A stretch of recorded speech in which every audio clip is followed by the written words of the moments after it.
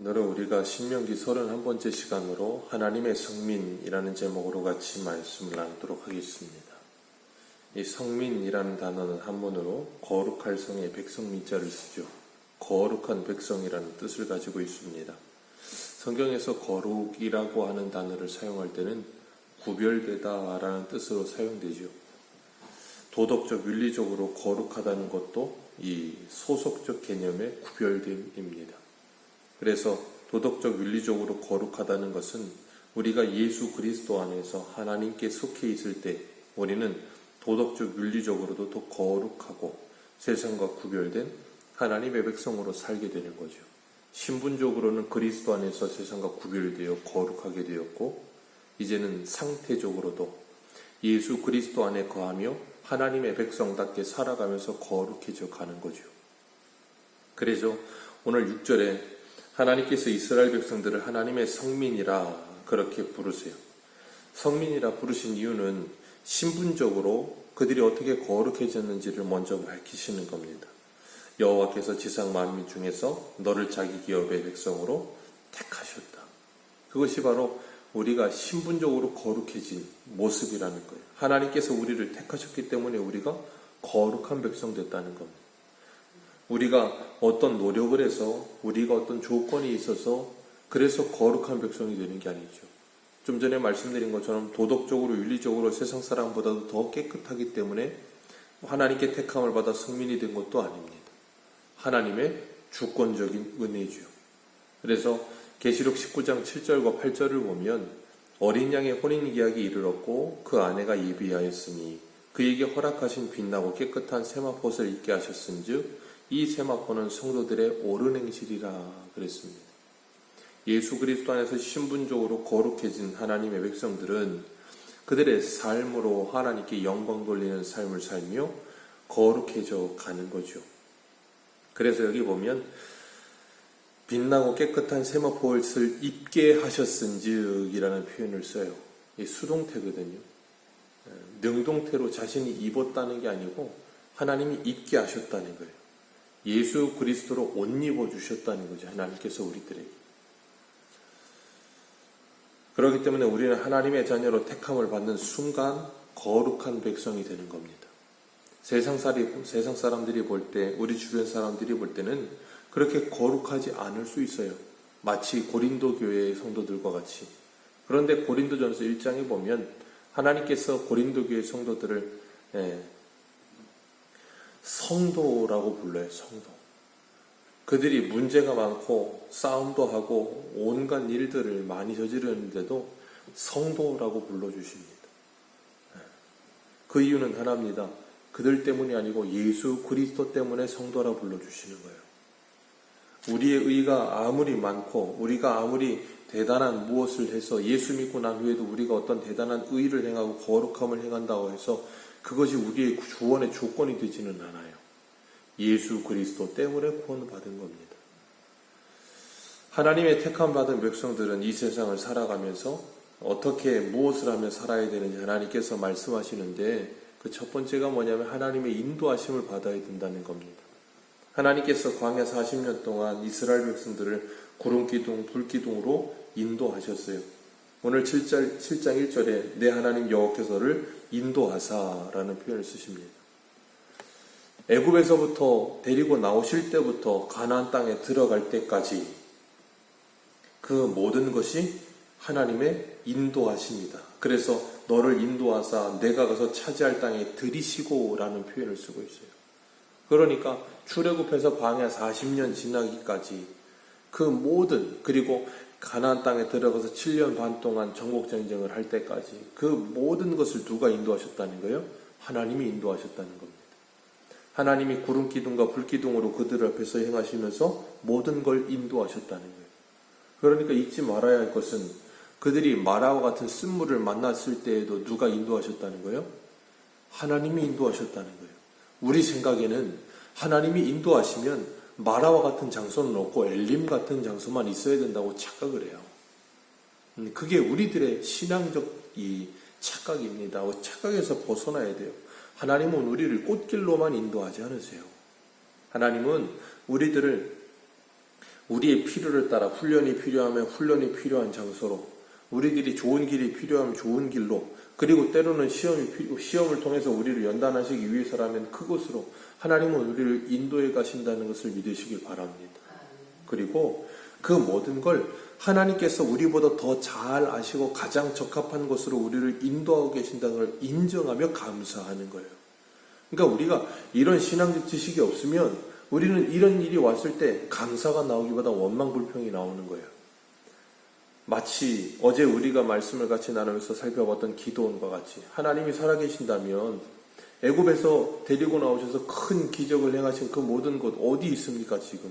왜 우리가 미디안에게 이렇게 고난을 당합니까? 라는 말밖에 할 수가 없는 거예요. 그런데 하나님께서 우리들에게 말씀을 통해서 하나님에 대하여 알게 하시고 우리에 대해서 알게 하실 때 우리는 뭐 하게 되냐면 우리에게 찾아오는 모든 환경, 분명히 나의 목자신 여호와님께서 우리를 인도하고 계심을 믿고 다윗처럼 내게 부족함이 없다고 고백할 수 있는 신앙으로 나아가게 만드시는 거예요. 그렇기 때문에 하나님의 인도하심을 받고 있다는 것이 복이라는 것을 기억하시길 바랍니다. 분명히 여호와 이레 하나님께서 에벤에셀로 우리를 인도해 가실 것입니다. 그리고 둘째로 자기 힘을 의지하지 말라 하시는 거예요. 세상의 모든 사람들은 자신의 힘을 의지합니다. 그래서 세를 모으죠. 공동체를 만들고 사람들을 많이 모아 세를 확장하고 그것 자체가 뭐가 돼요? 힘이 되는 거예요. 그래서 이 촛불을 들고 태극기를 드는 이유가 뭐예요? 어떻게든 사람을 많이 부풀려서 많이 모였다. 그렇게 되면 어떻게 되면 그게 힘이 되어서 그들의 힘을 가지고 그들의 말에 힘이 생기게끔. 그래서 그들이 말하면 국가가 듣지 않을 수가 없게끔 만들기 위해 세를 부풀리는 거죠.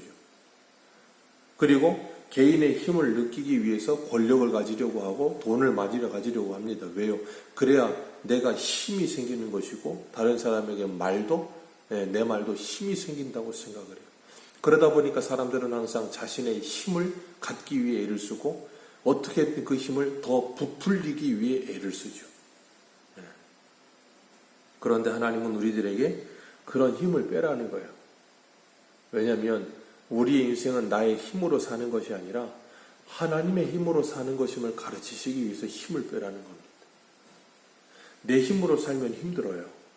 왜냐하면 내가 힘을 가지려고 애를 쓰며 평생을 고생해야 되기 때문에 힘들어요. 근데 하나님의 힘으로 살면 힘들지 않아요. 그렇기 때문에 하나님께서 우리들에게 너의 힘을 빼라 라고 말씀하시는 거예요. 오늘 본문 1절과 2절에 보면 가나안 7족속이 나오는데 그 가나안 7족속은 너보다 많고 힘이 센 7족속이라는 표현을 쓰시면서 쫓아내실 때에 내 하나님 여호와께서 그들을 내게 넘겨치게 하시리니 가나안 7족속이 힘이 세든지 아니면 그들이 거인이든지 그들이 어떤 존재든지 그건 중요하지 않다예요. 왜요? 하나님이 넘기시면 그걸로 끝이라는 거예요. 하나님이 넘기시지 않으면 그걸로 끝이에요 또. 그래서 우리가 여호수아에 가면 이스라엘 백성들이 가나안 첫 성인 여리고성을 무너뜨릴 때 한 일은 아무것도 없어요. 그냥 하루에 한 바퀴씩 돌고 7번째 6바퀴 돌고 13바퀴 돌고 나서 나팔 불고 소리친 것 외에는 없습니다. 근데 여리고성이 무너져요. 하나님의 말씀대로 했더니 여리고성이 무너지는데 그 다음 아이성은 너무나 작은 성이라 하나님께 묻지도 않고 자기들끼리 올라가다가 패하죠. 그걸 통해서 가르쳐 주시는 거예요. 그들의 힘으로는 아주 작은 아이성 하나도 이길 수 없는 존재라는 걸 깨닫게 하시는 거예요.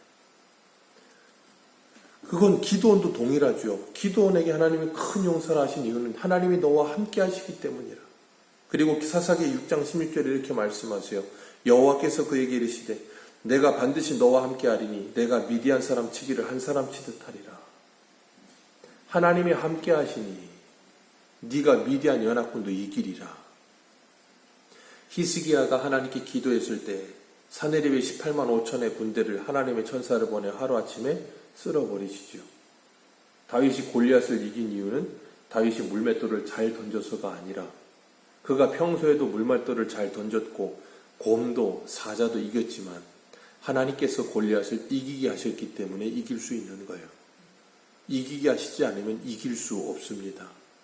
우리의 모든 인생을 인도하시는 분은 하나님이고 우리의 모든 인생의 발걸음을 정하시는 분도 하나님이고 우리의 인생의 모든 결과를 정하시는 분도 하나님이시라는 거예요. 우리가 그걸 인정할 때 온전히 하나님을 의지할 수 있어요.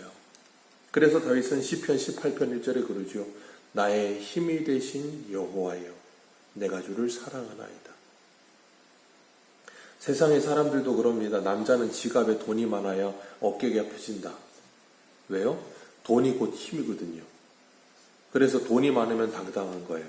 돈이 많으면 힘이 생기고 돈이 많으면 어디서든지 큰 소리를 칠 수 있어요. 힘이니까. 그런데 성도는 하나님이 나의 힘이 되는 순간 하나님만으로 세상 앞에 당당해지는 겁니다. 그게 그리스도인이에요. 아무것도 없는 자 같으나 모든 것을 가진 자요, 무명한 자 같으나 유명한 자요. 사도 바울이 고린도후서에서 고백하잖아요. 그게 우리들의 힘이 되어지는 거예요. 그걸 정말로 믿는 거예요. 오늘 본문 7절을 보면 7절을 같이 한번 읽겠습니다. 시작. 여호와께서 너희를 기뻐하시고 너희를 택하시는 너희가 다른 민족보다 성교가 많기 때문이 아닙니다. 너희는 오히려 모든 민족 중에 가장 적으니라. 이게 하나님이 이스라엘 택하신 이유래요. 이게 하나님이 다윗을 택한 이유고요. 그들이 무엇인가 대단한 존재여서가 아니에요. 다윗이 특별나서가 아닙니다. 사울이 특별나서가 아니에요. 예수님의 제자인 어부들이 특별나서가 아니에요. 가장 작은 자였기 때문이에요. 그 말은 뭐예요?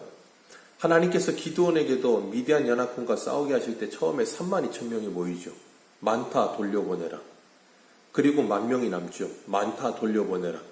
전쟁을 이기고 너희들이 이겼다고 말할까봐 내가 두렵다. 나중에는 300명 남기십니다.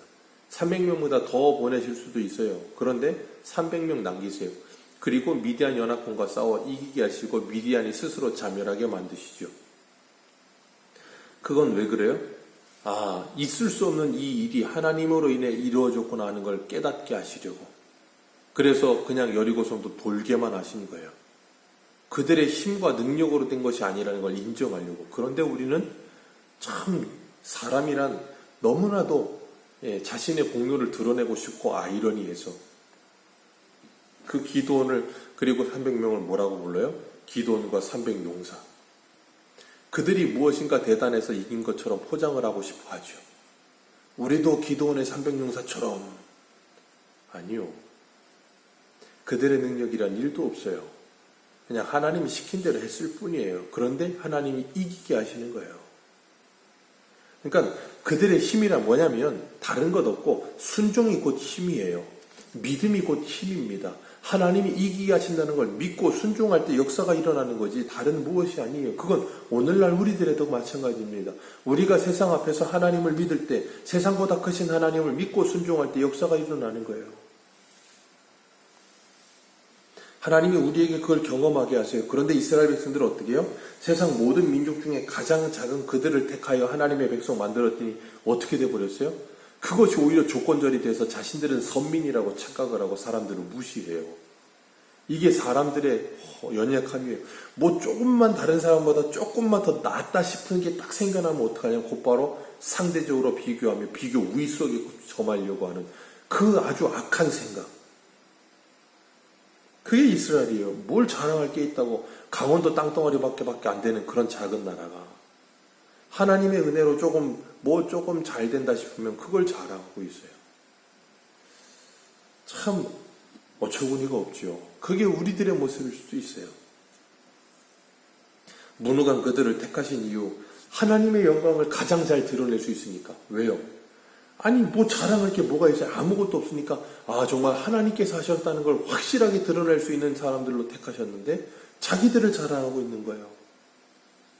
사도 바울도 고린도전서 1장 27절과 29절에 이렇게 말해요. 그러나 하나님께서 세상에 미련한 것들을 택하사 지혜 있는 자들을 부끄럽게 하려 하시고 세상에 약한 것들을 택하사 강한 것들을 부끄럽게 하려 하시며 하나님께서 세상에 천한 것들과 멸시받는 것들과 없는 것들을 택하사 있는 것들을 폐하려 하시나니 이는 아무 육체도 하나님 앞에 자랑하지 못하게 하려 하심이라. 아멘. 그런데 아무 육체도 자랑하지 못하게 하시려고 약한 것, 천한 것, 멸시받는 것을 택하여 그들을 하나님의 사람으로 삼았더니 나중에는 어떻게 해요? 천하고 멸시받고 이 연약한 그들이 오히려 힘을 가지려고 하고 자신들이 천하지 않고 굉장히 존귀한 존재인 것처럼 자신을 포장하고 싶어 하려고 해요. 그러면 망하는 거예요. 자신이 어떤 존재인지를 잊지 않고 살아야 되는 거예요.